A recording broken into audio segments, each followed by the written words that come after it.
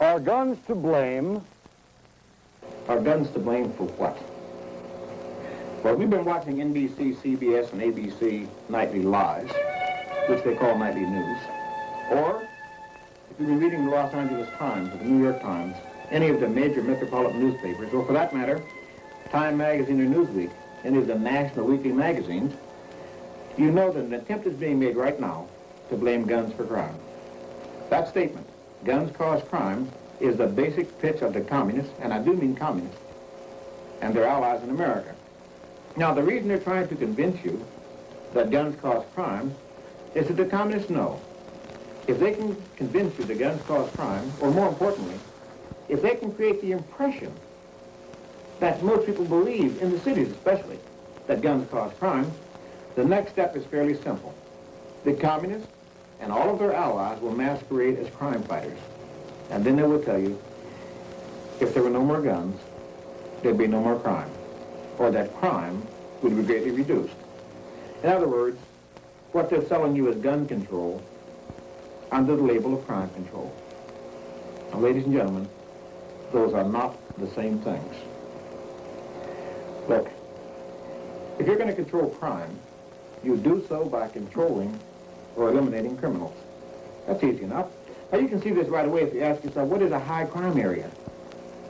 Now, don't go ask some professor, because if you do, he's going to try to convince you that a high crime area is where they get poverty and disease and poor Negroes, poor white people. This sociological nonsense. No.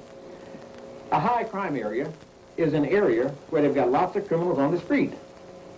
And you can see this right away if you ask yourself, what is a low crime area? A low crime area is an area where you have very few criminals on the street. So if you want to take a high crime area and turn it into a low crime area, get the criminals off the street. And conversely, if you want to take a low crime area and turn it into a high crime area, just keep turning loose the criminals. Control crime, you do so by controlling or eliminating criminals. Now, there are two methods of doing that. The first method doesn't really involve dealing with criminals. It involves dealing with law-abiding citizens, so to speak. Look around you. Now, look at the people in this room. We are not criminals. Now, it should be obvious to you that if everybody in the city behaved toward each other as we behave toward our fellow men, there wouldn't be any crime. Now, the reason for that is that we are responsible for our actions and the results of our actions. We respect the rights of other people. We exercise self-control, self-restraint. We have freedoms, but we know that with each freedom we've got, there comes a corresponding responsibility. So the first method of dealing with crime doesn't involve dealing with criminals at all. It involves duplicating ourselves. If we can get other people to behave toward the fellow citizens the way we behave, we eliminate crime. So that the first method of dealing with crime is in dealing with children. What you do is take little children when they're in the home, and you raise them up in the way you want them to go. And when they grow up, they won't stray from the path. That's fairly easy to do. You build a strong moral code. You tell a child what he's to do and what he's to not do. You teach him to respect authority. If the father says, Johnny, do this, and Johnny refuses, you're supposed to spank him. If he refuses again, you spank him again. If he refuses a third time, you kick him. The point is that he has to learn to respect authority. He has to learn that water will surely wet you and that fire will surely burn you.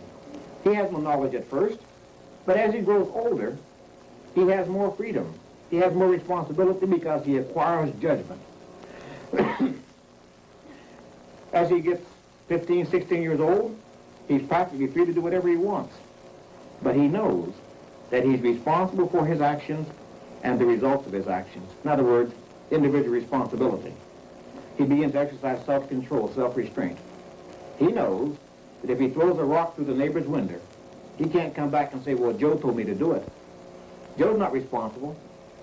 The man who threw the rock is responsible. And he's held responsible by the parents for what he does. Now, it says in the Bible, if you spare the rod, you'll spoil the child. That means, of course, that you build a strong moral foundation. You force the child to obey you. As the child grows older, he can be completely free, but he does have self-control, and he exercises individual responsibility. But I want you to notice something. Exactly the opposite is happening in America today. Instead of children being taught to accept responsibility and to respect authority, to exercise self-control and respect the rights of other people, they are being taught instead to challenge authority, to accept no responsibility, to shift the blame to someone else, and they are being taught essentially that there is no right and no wrong. This is true whether it's in the churches, in the homes, where children were victimized by Benjamin Spock and the permissiveness for years. And the net result is that the children, as they get older, instead of being responsible adults, are now becoming involved in crime. In America today, more than half the serious crime is committed by people under 25 years of age. That's because of the weakening of the moral foundation. So the first method of controlling crime is to deal with young people and bring them up right, to duplicate ourselves. If we fail in that, we have a different problem, because children grow up and they go out and break the law, some of them. If that happens, you are supposed to hold the individual responsible for his actions and the results of his actions. And since this person is an adult and has committed a crime, you're supposed to punish him for his crimes, and you're supposed to make the punishment fit the crime. Now, if that means putting back in the death penalty, extending it to different categories, trying men for their crimes, and after a conviction and an appeal, carrying out the sentence, if that's what it means, it's what we're going to have to do. But we cannot sit back and allow crime to flourish in America. But as you've noticed, exactly the opposite is happening.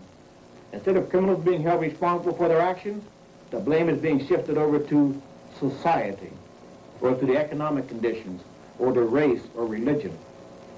Exactly the opposite. And the net result is we've got a crime wave in this country.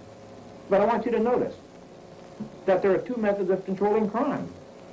The first, to teach children basic morality, and the second, to punish criminals for their crimes, get them off the streets. That's crime control. I didn't say one word about guns, not one word. And that's because crime control is not the same thing as gun control. What is gun control? Well, in one sentence, gun control is government control of people. If you're going to discuss gun control, you would have to discuss ways and means, methods, by which governments disarm the populations.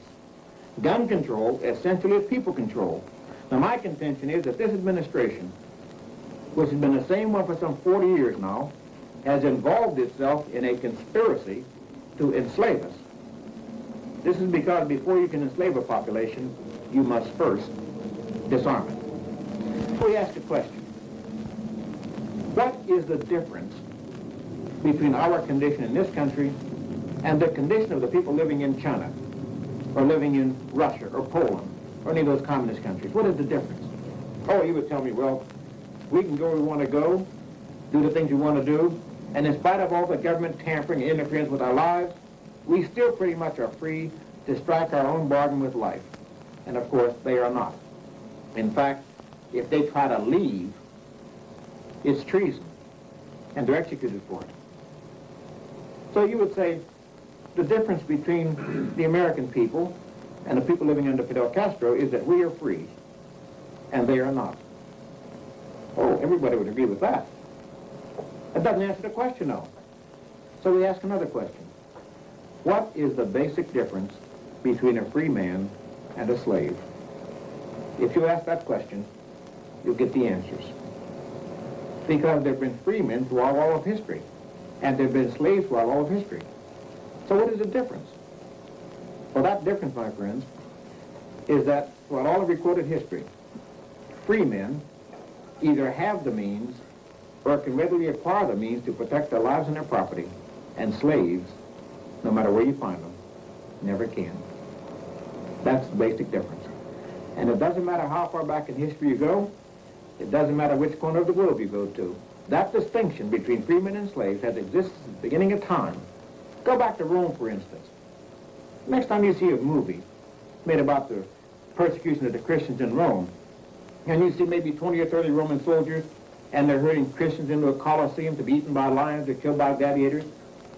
Next time you see one of those movies, and you say to yourself, how in the world is it possible for a handful of soldiers to push those people into a coliseum to be butchered? You take a good look and see who's got the spears. The soldiers had spears, clubs, knives, whips, and swords. And the victims? They neither had the means nor could they acquire the means to protect their lives and their property, and that's why they were butchered. But you say, oh, that was a long time ago. That was 2,000 years ago. Things have changed. No, my friends. Nothing has changed. The difference between freemen and slaves has been the same throughout all of recorded history, and it is the same today. Come to modern times, deep across the centuries. You come to this country. There was slavery in this country at one time.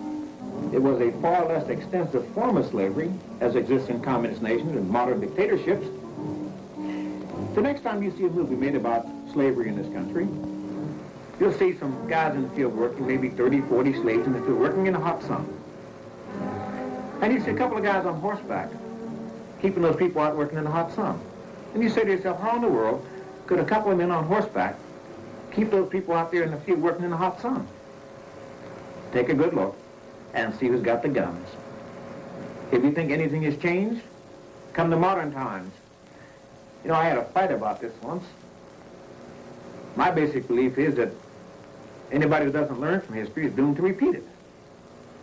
And I do believe that people who have experience with slavery, or people who claim that their relatives had experience with slavery, should understand what's taking place.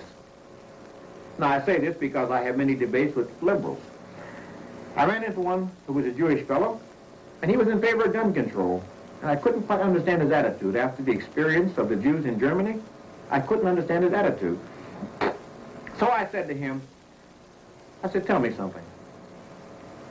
How many Jews were armed when Hitler put them in the ovens? And he said, well, that's a silly question. I said, then give me a silly answer. How many were armed? He said, all right, none. I said, one more question. How many Jews would have gone in the ovens if they had been armed? He said, that question doesn't make any sense. I said, it makes sense to me. I want an answer. How many Jews would have climbed in the ovens if they had been armed? He said, just doesn't make any sense. I said, why not? He said, well, what could they have done with rifles and handguns and shotguns against those German soldiers? I said, they could have shot the soldiers. Don't tell me that the Jews are a bunch of gingerbread men wanting to climb into somebody's oven. It's just not that way. They neither had the means, nor could they acquire the means to protect their lives and their property, and so they lost both. That difference between freemen and slaves has existed throughout all of recorded history. You see, the slave masters always disarm the population, and then they make certain that the population, that the citizens, can never acquire the means to protect their lives and their property. You can see this in history if you'll study the history of slave revolts. And what you're going to discover is that slaves were always trying to find ways to accumulate some weapons. And every time throughout history that the slaves were able to accumulate a sufficient number of arms, there was always a slave uprising. And they tried to kill or get rid of the slave masters. Been this way throughout all of history. Nobody wants to be a slave. The difference between free men and slaves is that free men either have the means or can readily acquire the means to protect their lives and their property, and slaves never can. And you might make a note here that God gave everyone the right to protect his life and his property against crime and criminals, whether the criminal appears as an individual, in a group, or in the government. In Russia, the citizens still have the right to protect their lives and their property, but the government has deprived them of the means. See, you still have rights here, but if you haven't got the means, you're going to slavery. Now let's look here. Look backwards at history, and you'll see some outstanding characteristics, some features of past dictatorships, and they're characteristic today. Look at the sociology of mankind. What you're going to discover is that in all countries, no matter where you look, the great majority of people, the 99% of the population, has been no different than ourselves. What is it you want? Well, what I want is to be left alone to live my life as an individual American. I don't want to be pushed around by individuals, by groups, or by governments. I should like to live my life to be more worthy of the God or gods which I worship, and the same thing is true of you. It's simple enough. That's the 99% of the people in every country, no matter where you find them. But always, in every country, there's a tiny fraction of people, oh, perhaps 1%, considerably less than 1%, who, for whatever reason, feel that it's their duty or their right to push or trample on the rights of other people.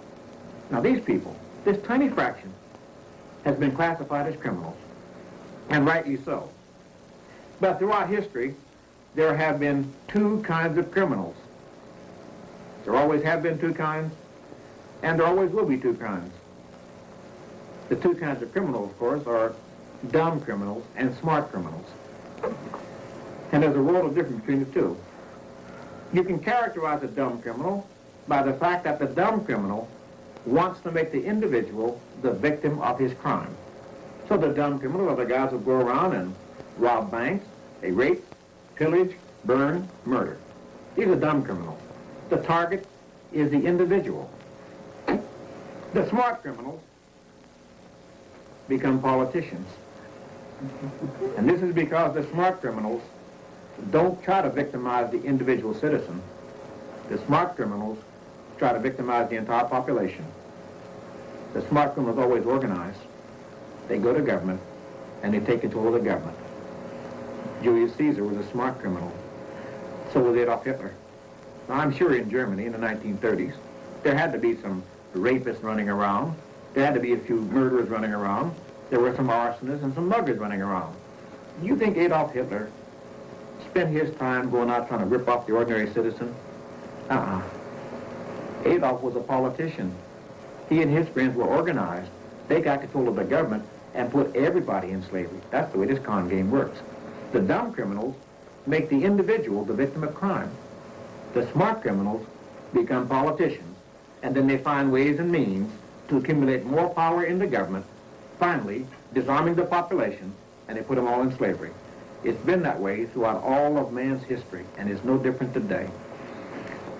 Now, my contention is that the smart criminals and dumb criminals do exactly the same thing. The difference being that one operates in the government. So let's look at dumb ones and smart ones and see what we see. Al Capone, the man who supposedly organized the mafia, was the smartest of the dumb criminals. And apparently Gerald Ford, the dumbest of the smart ones. You remember what Al Capone did? Let's take an example of a mafia-type operation. He wanted the businessmen to give him some money, but they wouldn't do it. So Capone, being the smartest of the dumb criminals, at least saw the value in organization. But still, his target was the individual businessman. He had limited views. And what did Capone do? Well, he hired him some guys. Now, these were all criminals. Al Capone, who was the boss, and everybody who hired, these were criminals. He divided these guys into two different sections. He had some bad criminals and some good criminals. That is to fit the image of the people had of criminals. Now, what did the bad criminals look like? Well, the bad ones were great big guys, 6 feet 8 inches tall. Big, broad shoulders, sloping foreheads, maybe even a hump on their back. Looking like Boris Karloff and Lon Chaney Jr. For those who don't know, they played the Wolfman and Frankenstein in the movies with very little makeup. Their physical appearance was threatening. These were the bad ones. The good criminals had to appear harmless. So they were nice and slim. Oh, 5'9", 5'10" inches tall, 160 pounds, wearing pinched up suits. They looked just exactly like, well, looked like lawyers. Now, how did he operate? Well, Al Capone sent these big guys around to see the businessmen. They'd walk into a store, Say delicatessen, they say, all right, Saul, give us $50 or we're going to beat your head in. Saul would look up and say, get out of here. I'm not going to give you my money. I'll call the cops. And about that time, pow, he'd knock him down there. Stomp on him. Bust up all the counters, chase away the customers. These big criminals, these two big guys, would go on a rampage like bulls in a china shop. Then they would leave. Now, all this commotion would attract the attention of other people, in particular, other businessmen. They'd come over to find out what happened. They learned these two big guys had been there and beat up Saul. There he was on the floor, all beaten up. These two big guys would then go on the other side of town. And they repeat the performance. They walk into a barber shop. They say, all right, Luigi, give us $50 or we're going to beat your head in. And Luigi would say, I'm not going to give you my money. I'll call up and pow, he'd knock him down and stomp on him. They'd turn over the chairs and bust up the store, chase the customers away. They'd rampage again like bulls in a china shop. Then they would leave. They'd repeat this process, apparently at random, in different sections of the city. And pretty soon, the businessmen began talking amongst themselves. What were they talking about? Well, who's going to be the next victim? They became frightened. The businessmen began behaving as a class. Now, that is the first element of communist-style warfare, to create class consciousness. Because as soon as people become aware of themselves as a class, they're ready to be victimized. So what happened? The businessmen talked amongst themselves. They were frightened. Of course, they needed protection. Just about that time, here come these good criminals, the ones with the pinched-up suits on. They'd walk into a store and they'd say, hey, Joe, we hear you got trouble. And Joe would say, yeah, some big guys. The little criminals would say, well, Joe, look, we heard about your problem. Look, we come to protect you. See, we got these big rods here. Criminals always had them big guns, you see. Look, give us $5 a week. And we'll stand guard out here. We'll patrol the street. And if those big guys come around, we'll blast them. We're here to protect you. Well, you know what the net result was. The net result was that the businessmen began paying Al Capone $5 a week so that he could solve a problem which they wouldn't have had if he had made it in the first place. It was called a protection racket. But you see what the secret was? The secret was that those bad criminals, the ones who appeared to be bad, and those good criminals, the ones who appeared to be good, were simply two arms on the same hairy body.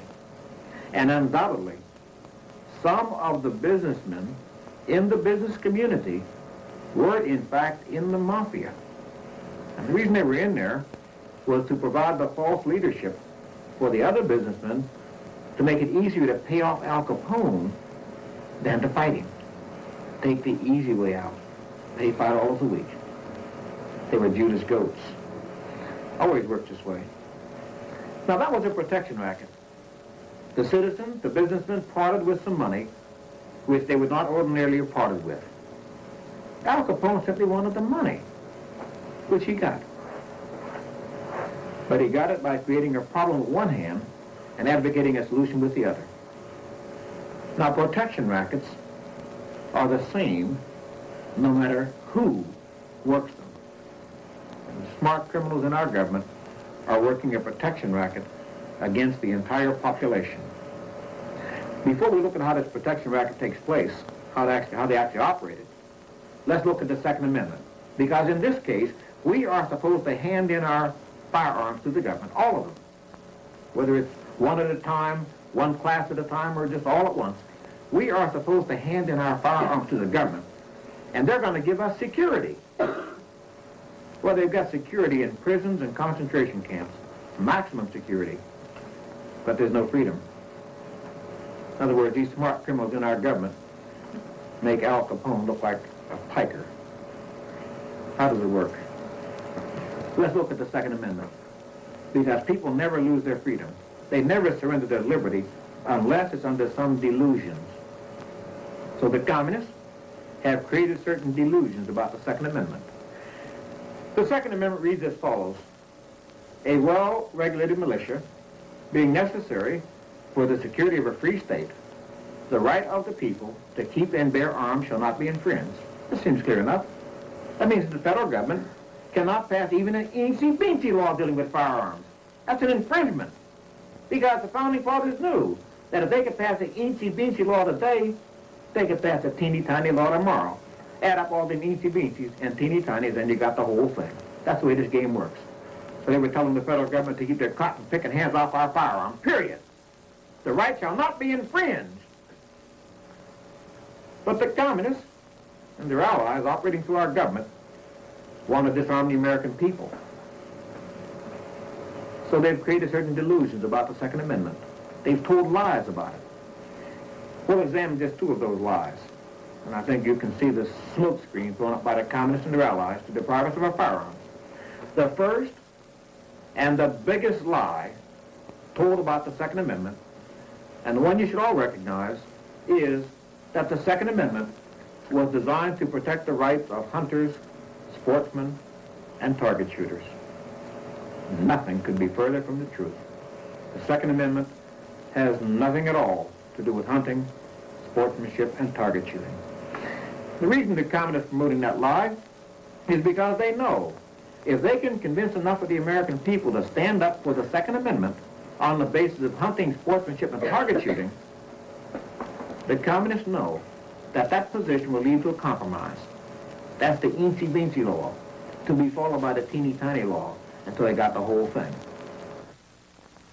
For a moment, that you've been victimized, and you're doing the right thing but for the wrong reasons. You're standing up for the Second Amendment, but on the basis of hunting, sportsmanship, and target shooting. The first thing you recognize is that by attacking hunters, sportsmen, and target shooters, you cause those people who identify to tend to band together, to join an organization to protect the interests of hunters, sportsmanship, and target shooting. Target shooters. This is a natural phenomenon. Now, the idea is once you create this class of people, they can be branded as a so-called gun lobby, to be victimized. But I want you to notice that the Constitution does not recognize classes. We all have exactly the same rights. So the first thing you see is that a small segment of the population has been isolated and called the so-called gun lobby. And therefore most Americans don't feel that they're part of this gun lobby. It was intended that way. Now let's pretend that we're watching a televised debate between a spokesman for the gun lobby, what might be called the gun lobby, responsible spokesman, you see, and over here is Mr. Liberal. You're watching television. Here sits the great white hunter. He's going to stand up for the Second Amendment on the basis of hunting, sportsmanship, and target shooting. On this side is Mr. Sly Liberal. What happens? There's a moderator. The moderator turns to the great white hunter and says, Mr. Hunter, why do you support the Second Amendment? He says, by God, he says, my granddaddy fought in the Civil War. My pappy hunted. I'm a hunter. Taught my boy to hunt. I'm a legitimate user of firearms. You can't take away my rights. And boy, he really stands up for the Second Amendment because he's a hunter, a sportsman, and a target shooter. He feels his rights are being threatened as a hunter, a sportsman, or a target shooter. He has done the right thing. That is, he stood up for the Second Amendment. But he did it for the wrong reasons. He's been had, only he's too dumb to know it. The moderator then turns to Mr. Liberal. Says to Mr. Liberal, well, where do you stand? Now, Mr. Liberal, of course, is either from the ACLU, the National Council of Churches, or the League of Women Vipers. Now, what happens here? The moderator turns to Mr. Liberal over here and says, where do you stand on the Second Amendment? And he's smiling with that Cheshire cat grin. He says, well, first, let me assure Mr. Hunter, the great white hunter, that nobody is in any way trying to take away the rights of hunters, sportsmen, and target shooters. Nobody wants to curb the legitimate uses of firearms or to curb the activities of the legitimate users of firearms. That's what you call putting grease on the skids. What follows is the Communist Party line. Now, the party line is that guns cause crime. Well, that must mean that a certain kind of gun causes a certain kind of crime. So what kind of crime do you think to be caused by handguns? Handguns are supposed to be causing all the crime on Saturday night. So they've been labeled as Saturday night specials. And while we're at it, we might as well ask a question. What kind of crimes do you think are blamed on rifles? It's fairly simple. If they can take away your handguns under the label of Saturday night specials, they're going to come back and get your rifles under the label of Sunday night spectaculars. That's why we asked the question, what kind of crime is blamed on rifles? Well, rifles are going to be labeled as snipers' weapons used by assassins.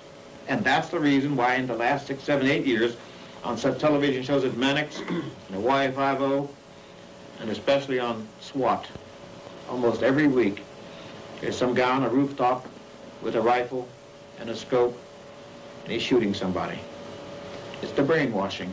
It's a very subtle form, so that rifles can be labeled as snipers' weapons used by assassins. Now let's return to the debate.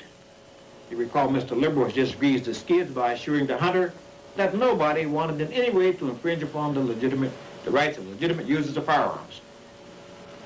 He then says to the great white hunter, Mr. Hunter, our concern is about these cheap, tinny, poorly made, imported, 1995 handguns used by criminals on Saturday night. And the Liberal gets very emotional.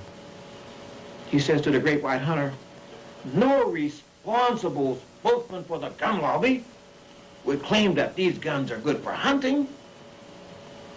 They're not good for target shooting. They're not sportsmen's weapons. These guns are made to kill people. And all he goes on with this emotionalism. The great white hunter, in his mind's eye, sees a hunk of junk, as described by this sly Liberal over here. He looks over. He doesn't feel threatened. He says to Mr. Liberal, okay. He says, now, look, it's okay to take away those little handguns, but keep your hands off my 465 Nitro Express. That's an elephant gun. We ain't got no elephants on this continent. We got jackasses.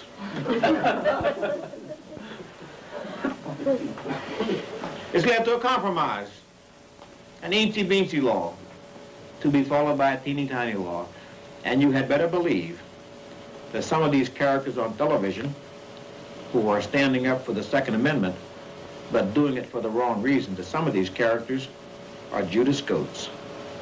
You're being horribly misled. The second lie I told about the Second Amendment is that it's a collective right, not an individual right, that is a right to keep and bear arms. No, under that concept, it means that all of us together have the right to keep and bear arms, but no individual has that right. That lie is being perpetrated by none other than the Supreme Court, and liberals just love to cite these tricky Supreme Court rulings in their favor. My contention is that even if there were no Second Amendment in the Constitution, even if the court were right, which they are not, that this is a collective right, not an individual right, we still have the right to keep and bear arms. But let's look at this concept first, about this collective right.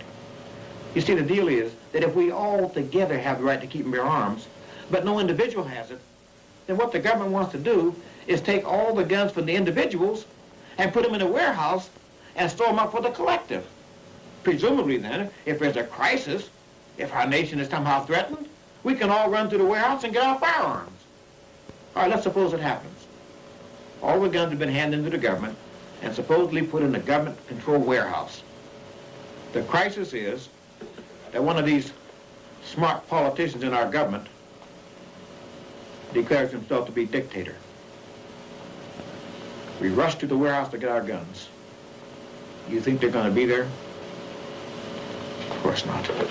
Before you can declare dictatorship, before you can enslave the population, you must first find a way to disarm it. That's what the Supreme Court's up to.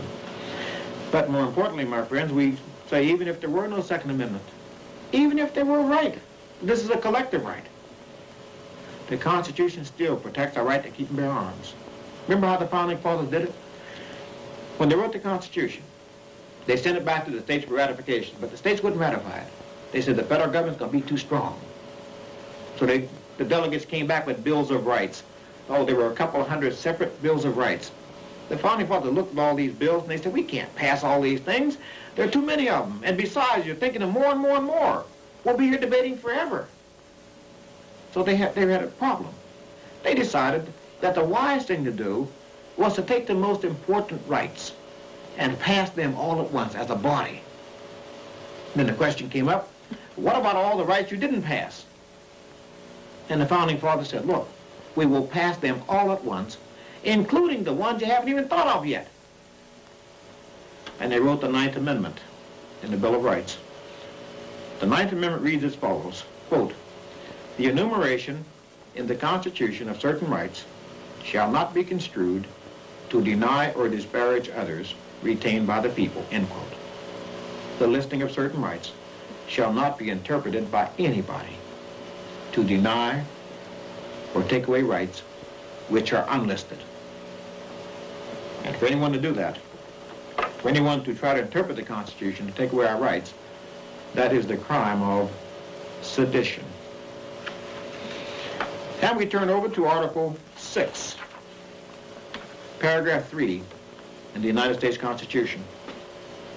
It says, quote, the senators and representatives before mentioned, and the members of the several state legislatures, and all executive and judicial officers, both of the United States and of the several states, shall be bound by oath or affirmation to support this Constitution, end quote.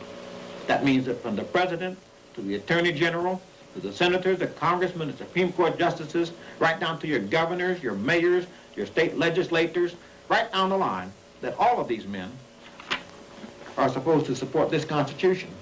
And the Ninth Amendment says, the listing of certain rights shall not be interpreted by anybody, especially by these men, to take away rights which are left unlisted.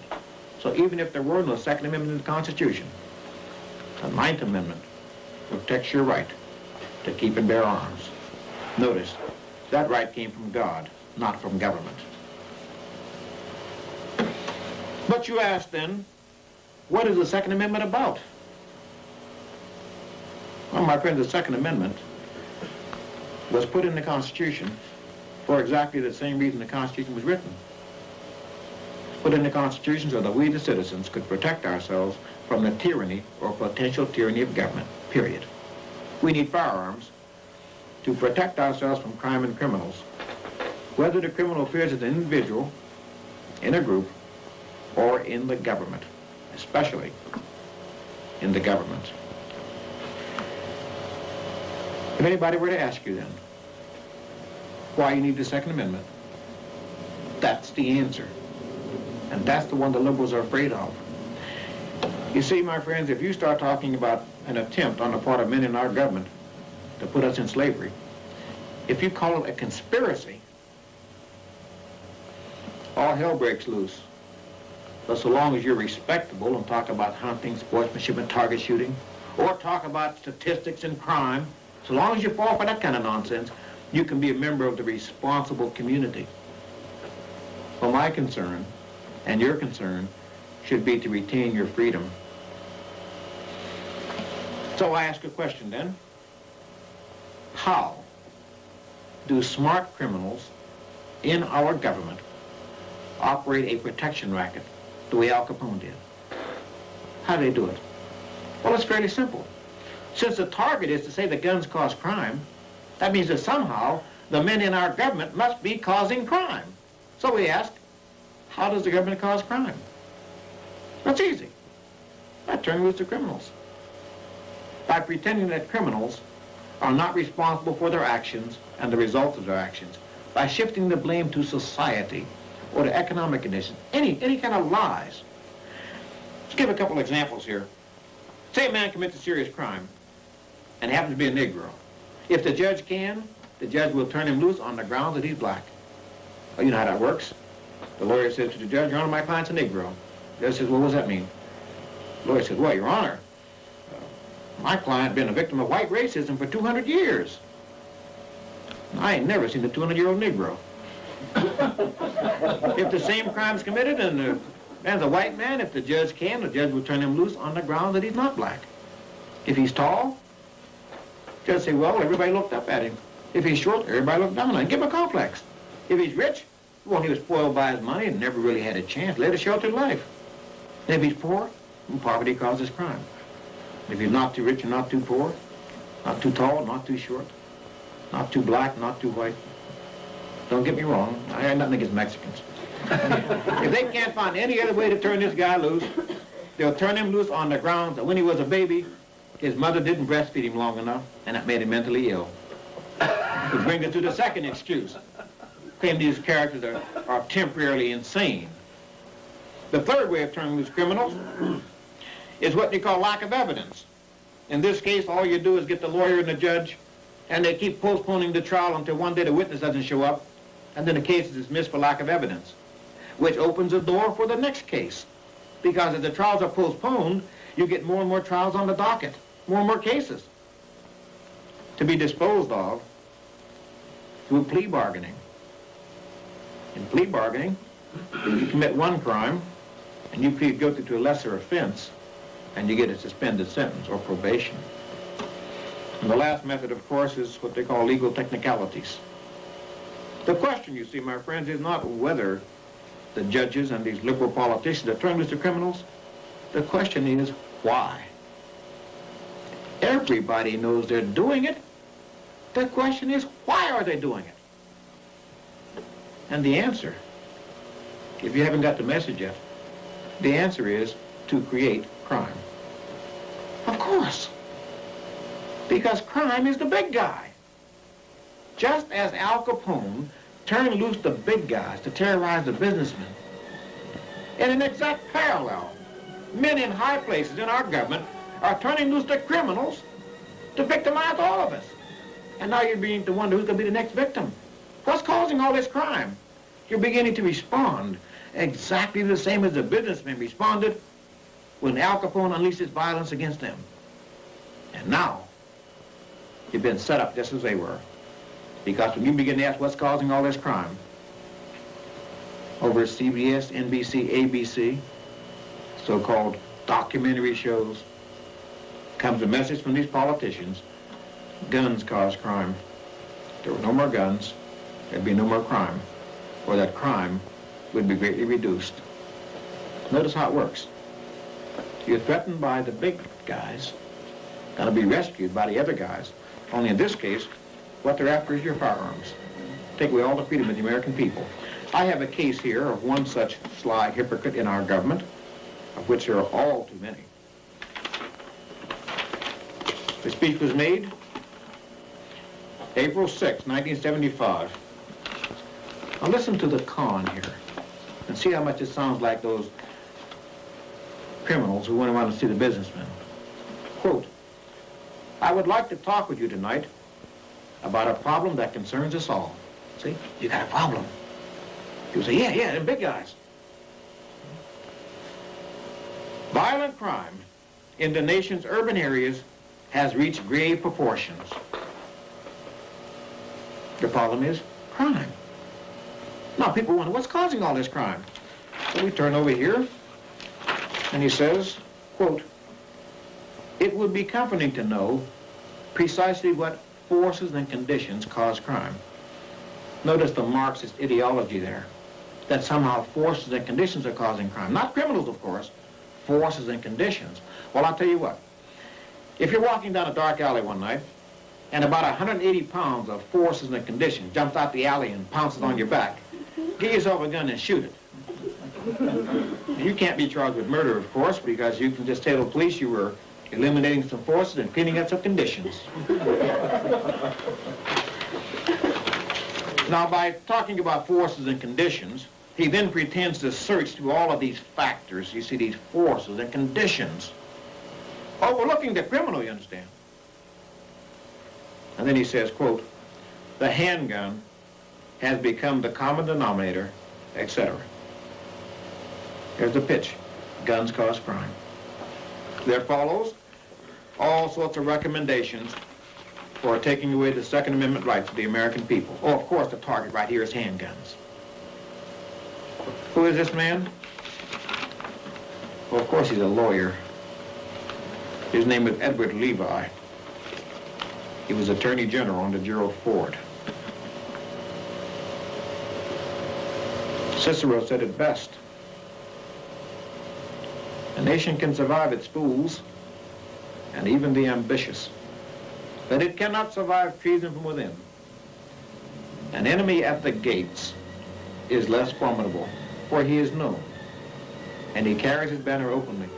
But the traitor moves among those within the walls freely, his sly whispers rustling through all the alleys, heard in the very halls of government itself. For the traitor appears familiar to his victims, and he wears their face and their garments, and he appeals to the baseness that lies deep in the hearts of men. He rots the soul of a nation. He works secretly and unknown in the night to undermine the pillars of a city. He affects the body politic so that it can no longer resist. A murderer is to be less feared, end quote. That was Cicero talking about Julius Caesar. I could have sworn he's talking about Henry Kissinger. But the point I'm making here, my friends, is that a murderer, that is a dumb criminal, is to be less feared than a traitor who is a smart criminal in the government. I suggest to you, my friends, that the plan is simply to disarm the American people and leave us at the mercy of government. Men in our government are working a protection racket whereby they create crime by turning loose the criminals and then sell us gun control under the label of crime control. They want us to be dumb enough or stupid enough to hand in our guns to the government. In which case, I ask you, if we hand in all our guns to the government, what's going to protect us from the government? And don't anybody say you can trust government. The Constitution was written because the Founding Fathers did not trust government. You're not supposed to trust the government. You're supposed to watch it. The price of liberty is eternal vigilance. That is, the price you pay to keep the government off your backs and out of your pockets is to forever watch the men in government, force them to obey the law. I suggest to you we have a solution to our problem. First of all, you'll notice that the smart criminals are always organized, and their intended victims, the whole population, is never organized against them to expose them for what they are. Instead, they're divided into warring factions, so you fight amongst yourselves. So I suggest the first thing you do is to join the John Birch Society.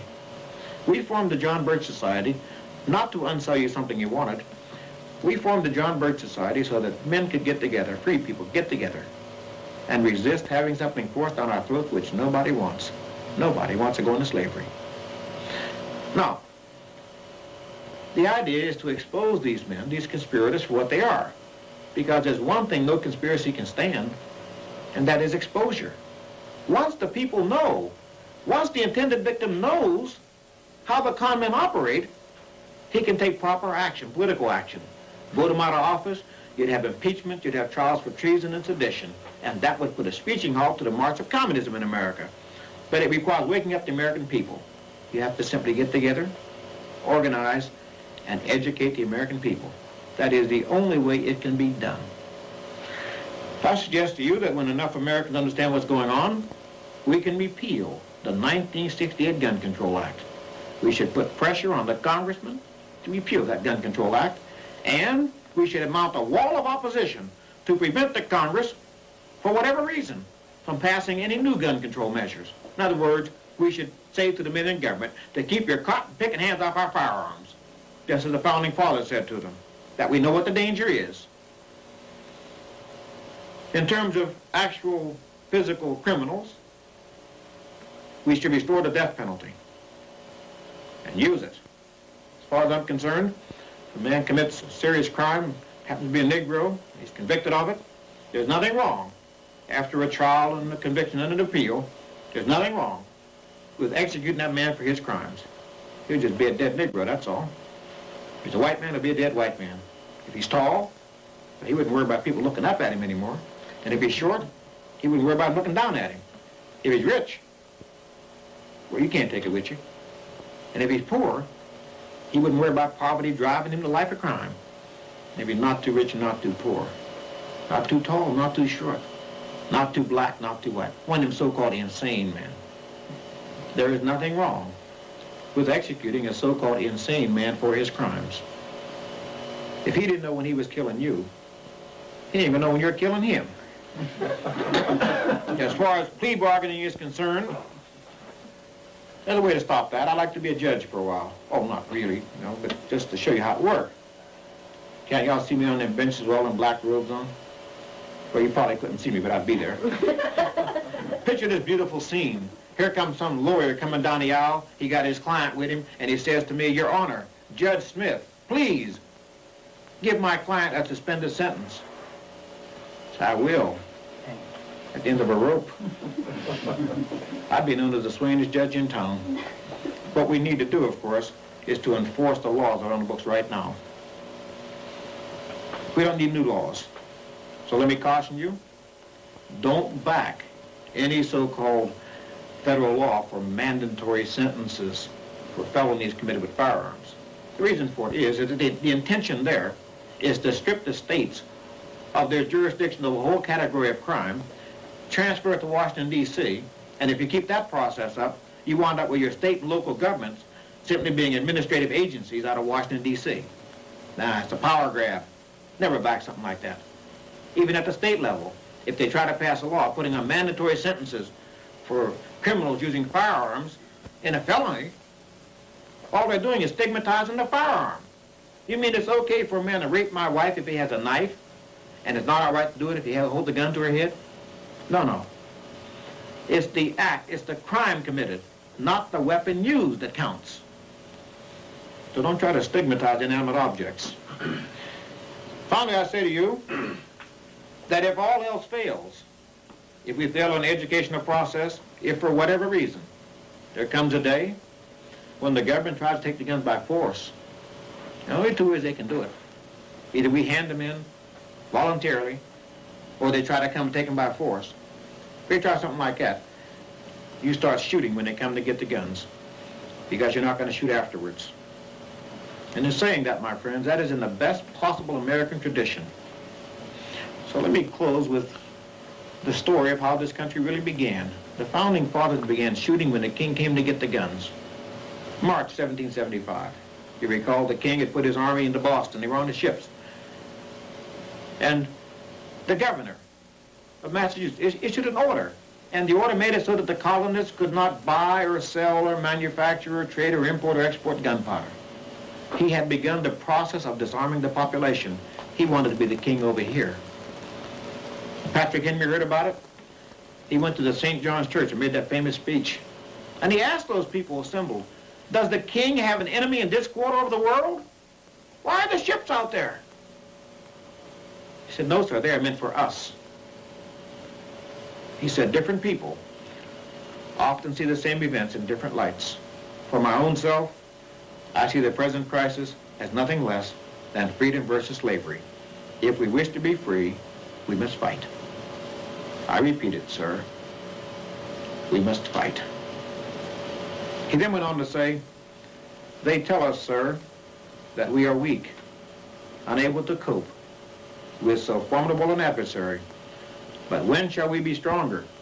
Will it be the next week or the next year? Will it be when we are totally disarmed and when a British guard shall be stationed in every house?" You see, my friends, the issue then, as the issue now, was disarming the population. Will it be when we are totally disarmed? We know what happened. 1 month later, King George III hatched his plot. The plan was to slip the army out of Boston. They were going to march to Lexington and Concord, confiscate the guns, and then King George III be the king over here. Fortunately for us, there were some people around with enough common sense to know that you weren't supposed to trust the government, you're supposed to watch it. One such man was Paul Revere. Remember, according to the poem by Longfellow, Revere said to his friend, "If the British march," that is, if they come to get the guns, "if the British march by land or sea from the town tonight, hang a lantern aloft in the belfry arch of the North Church Tower as a signal light. One it by land and two it by sea, and I, on the opposite shore, will be ready to ride and spread the alarm through every Middlesex village and farm for the country folk to be up and to arm. We know what happened. April 18th, late at night, the King's army sneaked out of Boston. They muffled their oars and began to row across the river there. The lanterns were hung. Revere made that ride. He didn't finish it. He was captured by the British. But his friend did finish the ride. At 2 o'clock in the morning, here's a guy pounding on someone's door, and a sleepy-eyed farmer would get up and go down and look, and there's this man on horseback, and all he said to those people was, "To arms. To arms. The British are coming." It was now or never, sink or swim, do or die. Most of those people went back to sleep. But fortunately for us, some of them got up out of bed, got dressed, went out and got their guns. They did their duty. That whole episode came to a head at a little bridge called the Concord Bridge, which spans the Charles River. Picture the scene. On one side of the bridge is the British Army, the most powerful force known to man at that time. It was the force of slavery.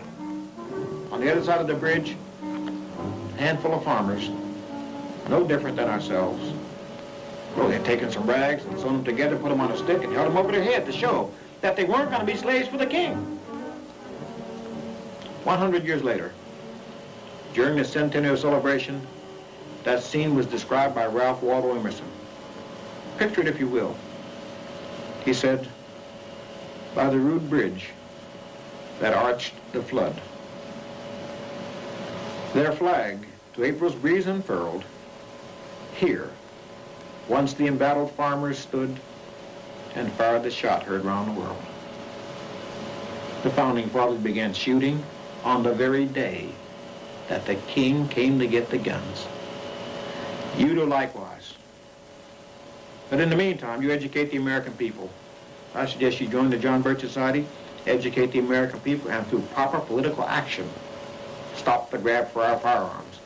But if all else fails, if we should come to the point where someday some would-be tyrant approaches that bridge between freedom and slavery, if he tries to cross that bridge, when he does, as when he tries to cross it, he's going to discover that we Americans are still standing at that bridge, that more Americans are joining us at that bridge, and when he tries to cross it, he's going to find out that we have just begun to fight.